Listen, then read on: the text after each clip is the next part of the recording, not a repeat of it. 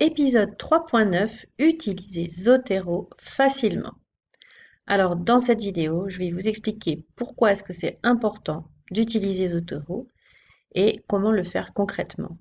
Alors, je me répète peut-être, mais attention, attention, la référence bibliographique, c'est la bête noire de la plupart des étudiants. Donc, c'est très important de savoir utiliser Zotero pour faire une biblio qui déchire. Rien que ça. Alors, vous êtes actuellement sur le point de valider votre cursus universitaire, vous êtes en fin d'études avec votre mémoire ou votre thèse. Donc, il est temps maintenant de passer d'amateur à pro et donc d'utiliser les outils des pros. Et Zotero, bah, c'est l'outil des pros et qui est gratuit, comme vous le savez. L'un des avantages également d'utiliser Zotero, c'est que ça va vous permettre de vous dégager le stress lié au référencement bibliographique et de pouvoir vous concentrer sur les aspects scientifiques de votre travail, ce qui est quand même le plus intéressant. Donc, ne négligez absolument pas Zotero et vous êtes sûr que le degré de prise de tête sera proche de zéro. Je vous le garantis, mais encore faut-il l'utiliser. Alors, qu'est-ce qu'il faut savoir au minimum pour bien utiliser Zotero? Eh bien, il y a trois choses. Tout d'abord, savoir comment alimenter votre bibliothèque de référence. Ensuite, savoir comment synchroniser vos références avec votre bibliothèque en ligne pour pouvoir l'utiliser de n'importe où. Et enfin, savoir comment injecter les références dans votre mémoire ou thèse. Et une fois que vous savez ces trois choses, eh bien, c'est tout, c'est terminé. Sans plus attendre, je vous fais la démonstration. Alors, on va aller sur Google. Voilà, je vais par exemple injecter un certain nombre de références bibliographiques à partir de PubMed. J'ai ouvert ici mon logiciel Zotero avec ici la bibliothèque. Donc là, par exemple, j'ai créé une collection qui s'appelle DOAD. Je peux en créer une deuxième en cliquant ici. Voilà, je vais l'appeler par exemple BPCO. OK, et vous voyez, donc ici, j'ai deux collections dans lesquelles je vais pouvoir ranger ma bibliographie. Au cours de votre carrière, vous aurez certainement plusieurs sujets, plusieurs thèmes, et donc la bibliographie correspondante. Donc je vais maintenant sur ici le PubMed et je vais taper COPD. Voilà, et donc par exemple, je vais prendre au hasard, hein, imaginons que je suis intéressée par cet article, je parle de ça dans mon mémoire et je veux mettre cette référence. Donc voilà, vous avez ici le résumé qui apparaît. Il vous suffit de cliquer sur Save to Zotero et il va vous proposer, est-ce que je veux l'intégrer dans le répertoire qui s'appelle BPCO ou bien dans DOAD ou bien ma bibliothèque. Donc là, je vous conseille vraiment d'utiliser, de faire du rangement, sinon ça va devenir un fouillis, votre bibliothèque. Donc, là, par exemple, je veux rentrer donc, cette référence dans la collection BPCO. Voilà, donc je fais ça, hop, terminé. Et la référence est rentrée. Alors, je vais en faire une deuxième. Par exemple, celle-ci, je prends au hasard. Donc ça aussi, je vais la ranger dans BPCO. Toc, terminé. Et voilà, j'ai deux références dans BPCO. Allons regarder de suite ce qui se passe. Voilà, donc je suis dans ma bibliothèque. Là, j'ai toutes mes références. Et celles qui concernent BPCO sont là, celles qui concernent la DOAD sont là. Voilà. Alors, par exemple, si je me rends compte que je me suis trompée ici, ben, je peux la transférer. Et normalement, vous voyez, voilà. Donc, du coup, là, je peux la supprimer. Il suffit de taper sur Supre. Et voilà, il vaut mieux faire le ménage au fur et à mesure. Si je peux vous donner un conseil, c'est valable un petit peu pour tout. Alors maintenant, donc, je souhaite utiliser des références qui sont dans Google Scholar, par exemple. Voilà, je suis sur Google Scholar, COPD. Voilà, imaginons que je veuille utiliser ce document. Donc, je clique sur ce document. Il me donne donc ici le résumé avec le site de l'annonce de l'éditeur et je vais taper ici, toc. Et là, il me dit, bah, où est-ce que tu veux que je le copie? Je vais aller dans BPCO et voilà, terminé. Donc, je vais regarder effectivement, est-ce que oui, voilà, il est bien là. Voilà donc pour Google Scholar. Alors, faites attention, parfois il peut y avoir des petits couacs. Si par exemple ici, Je veux utiliser, je retourne dans Google Scholar si j'y arrive. Non, je vais repartir sur Google Scholar autrement.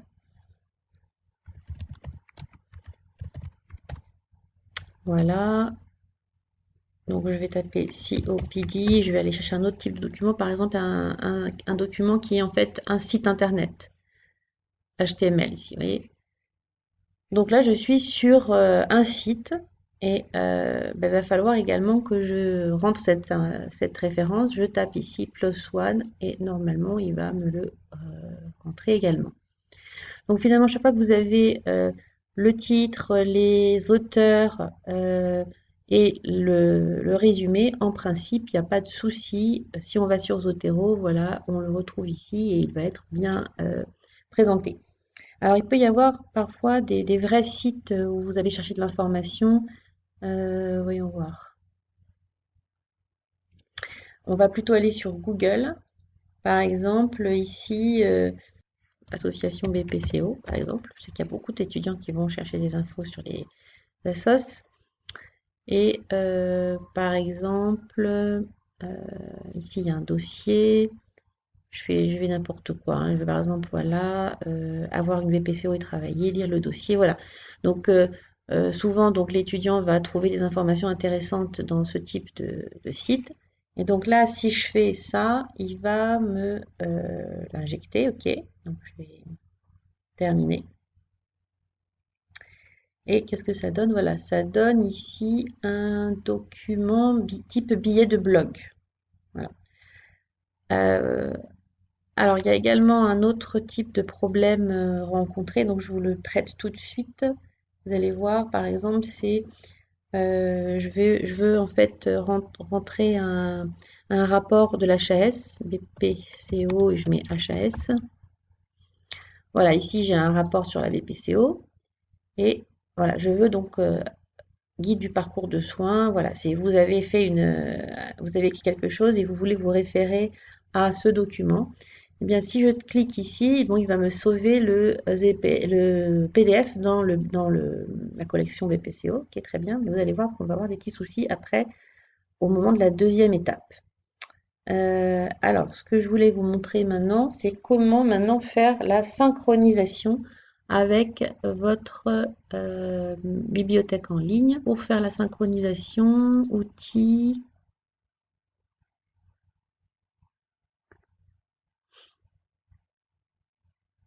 Alors, je crois que c'est là. Afficher les PDF. Donc, Zotero Connector. Je l'ai déjà installé normalement. Donc là, je suis logué. Library. Voilà, donc là, il m'a pas du tout fait la synchronisation. Parce que là, j'ai autre chose, vous voyez. Donc, il faut que je lui demande de faire cette synchronisation. Et donc, pour faire cette synchronisation, fichier, exporter la bibliothèque. Non, c'est pas exporter, c'est la synchronisation. La préférence, synchronisation. Et voilà, ici, il faut que je lui rentre mes identifiants. Top, régler la synchronisation. Voilà, OK. Et donc là, normalement, il doit faire la synchronisation. Donc, je vais regarder en ligne ce qui se passe. Voilà, donc là, je lui demande de faire la synchronisation de mes différents documents. Et on va voir l'aura terminé.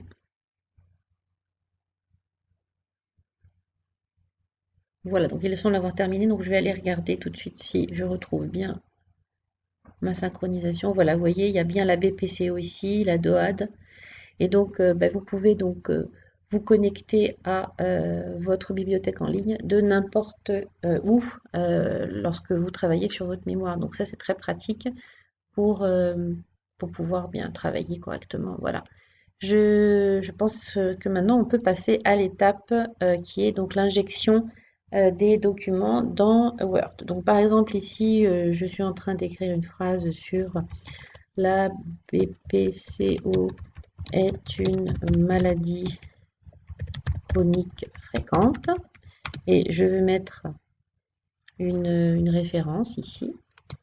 Donc voilà, donc vous voyez ici, je suis dans l'accueil de Word. Donc normalement ici, vous avez bien le complément. avec les différents icônes pour pouvoir faire des injections. Donc ici, vous cliquez sur Add Edit Citation. Et donc, soit vous vous rappelez du titre ou du nom de l'auteur, soit, bon, moi en général, je ne me rappelle pas, donc je vais sur Vue classique, BPCO, et voilà, par exemple, je veux rentrer cette référence, donc je fais OK, et voilà, il me l'injecte là, et je mets le point. Ensuite, je vais continuer. Cette maladie touche environ 3, 3% de la population générale. Voilà. Et je veux rentrer donc deux autres références bibliographiques. Voilà, je pars sur la vue classique et imaginons, je veux rentrer par exemple appareil respiratoire et inhalable nanothérapeutique. Bon, c'est un peu n'importe quoi ce que je vous raconte là. Donc je vais cliquer ici sur sources multiples et je vais injecter ceci et par exemple ceci. Vous voyez, je vais les mettre là et je veux qu'ils me mettent je peux même aller jusqu'à 3, hein, ces 3 références qui vont maintenant justifier ce que je viens d'écrire. Donc je fais OK. Voilà, vous voyez ici, il me met directement 2 à 4. Ça veut dire qu'il y a la référence 2, la référence 3 et la référence 4. Et je n'oublie pas le point. Alors par exemple, donc là maintenant, je voudrais aussi rajouter le schéma de l'appareil respiratoire est présenté figure 1. Et ici, je vais par exemple lui demander d'aller m'installer le document ici qui s'appelle appareil respiratoire. OK, voilà, il me le met là, donc c'est la référence qui était déjà là, voilà. Et imaginons que je veuille maintenant aussi rajouter un site web où il y avait une image. Donc je vais retourner là et voilà, où est-ce qu'il est,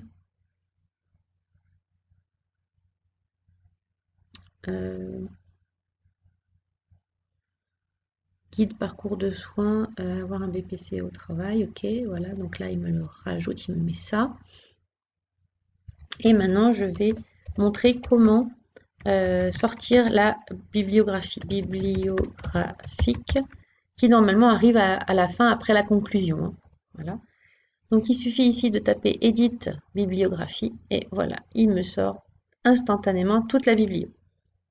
Alors vous voyez, donc ici si je regarde la première référence, elle est correcte, elle est correctement présentée, la deuxième aussi, la troisième aussi, la quatrième aussi. Là par contre c'est un site internet d'une association. Donc ce qui est important, c'est déjà il faut éviter le nombre de références avec un site internet. Si vous ne pouvez vraiment pas, bah, à ce moment-là, ok. Alors pourquoi est-ce qu'il faut limiter les sites internet? C'est parce que bah, les pages internet, ça va et ça vient. Et il est tout à fait possible que d'ici 1 an ou 2, la page disparaisse. Et donc du coup, bah, la référence n'est plus intéressante. Donc c'est pour ça qu'il faut éviter et aller plutôt sur les documents pionniers, les documents maîtres. Mais si vous ne pouvez pas faire autrement, eh bien voilà, vous pouvez donc citer votre site internet. N'oubliez pas de mettre l'année, l'origine de la publication sur internet et puis surtout citer le ou accéder le 13 octobre 2019. C'est aujourd'hui, on est le 13 octobre 2019. Voilà, alors je vous montre un petit l'intérêt de ce système. Vous voyez, par exemple, si vous vous rendez compte au cours de votre rédaction que finalement ce paragraphe-là doit aller là, bah, du coup, vous n'allez plus avoir la suite logique. Normalement, vous numérotez vos références au fur et à mesure que vous les injectez dans votre texte. Donc ici, ça ne va plus être bon, mais écoutez, regardez, il suffit de cliquer sur Refresh et il va tout vous réaménager de telle sorte que la biblio apparaisse bien au fur et à mesure. Donc vous voyez le gain de temps, et ça c'est quelque chose qui arrive très souvent en fin de parcours, quand on doit remanier certaines parties. Je peux vous dire que les étudiants qui n'ont pas Zotero s'arrachent les cheveux parce qu'ils doivent tout remettre bien au propre avec la bonne numérotation. Donc voilà, alors je voulais attirer votre attention sur un dernier point. Très souvent, en fait, les étudiants, par exemple, veulent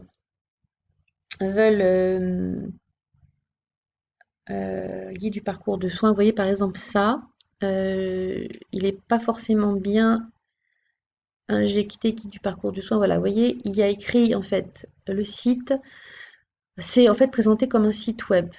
Ah non, c'est présenté comme un document PDF. Donc si par exemple je vais l'injecter dans mon texte là, imaginons que je veux l'injecter ici, et par exemple ici, et donc sur Zotero, add edit citation, et je veux donc aller sur, je vais injecter ce truc là, voilà. Donc là, donc il va me le mettre. Et vous voyez, regardez, la présentation, elle n'est pas correcte. Ça, c'est pas bon, c'est du site web, et alors qu'en fait, c'est un rapport de l'HAS. Donc, je vais vous montrer comment reboutiquer un peu ce doc. Donc, ici, déjà, ce qu'il faut, c'est dire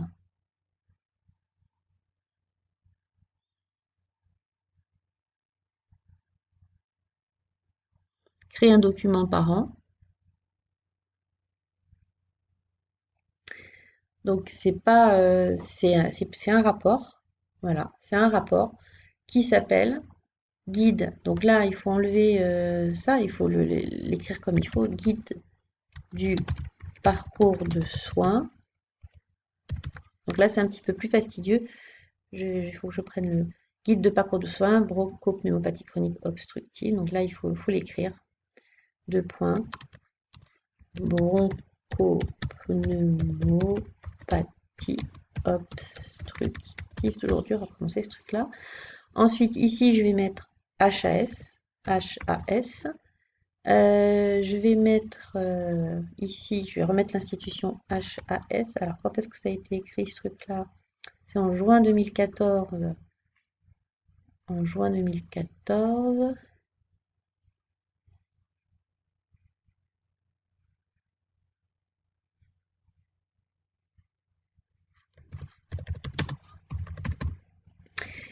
On peut garder le lien vers le PDF. Et voilà, donc là c'est bon. Donc là, si je retourne dans mon document Word, il suffit que je fasse refresh et il va me le mettre correctement en principe. Attendez, il ne me l'a pas corrigé. Attendez, toc. C'est un rapport du parcours de soins HAS. Ok, donc ce que je vais faire ici, c'est que je vais enlever là et je vais le réinjecter correctement. Add, edit citation, toc. Ok, voilà. Et vous voyez maintenant, il le présente bien. HAS, c'est bien l'institution, donc c'est un ouvrage collectif, un guide du parcours de soins pour complémentopathie, HAS 2014, juin 2014. Juin, cité le 13 octobre, et j'ai également le lien vers le PDF. Ce qui est donc tout à fait correct. Même si la page change, vous aurez quand même toute la référence et vous pourrez retrouver le document. Donc c'est ça un petit peu le côté un peu rébarbatif. Il y a encore des améliorations à faire, je pense, au niveau du logiciel Zotero. Pour le moment, les PDF sont injectés et présentés comme des sites web. Et donc je vous ai dit d'éviter à tout prix les sites web. À la limite, ici, on pourrait très bien se passer de cette partie-là et avoir, vous voyez, quelque chose comme ça, même enlever ça, parce que si vous tapez cette référence sur Internet, et bien vous retrouvez tout de suite le document. Voilà ce que je voulais vous montrer sur Zotero. Hein, donc, je vous invite maintenant à faire vos propres références, à les enregistrer dans votre bibliothèque de référence, à faire la synchronisation comme je vous l'ai montré avec votre bibliothèque en ligne, c'est plus sûr, et puis d'injecter vos références dans votre mémoire ou votre thèse. Donc il n'y a que par l'entraînement que vous allez y arriver. Au début, ça va être un petit peu dur, puis vous allez voir au bout de 3, 4, 5 références, vous allez l'utiliser quasiment les yeux fermés. Voilà, je vous dis à très bientôt pour de nouvelles vidéos.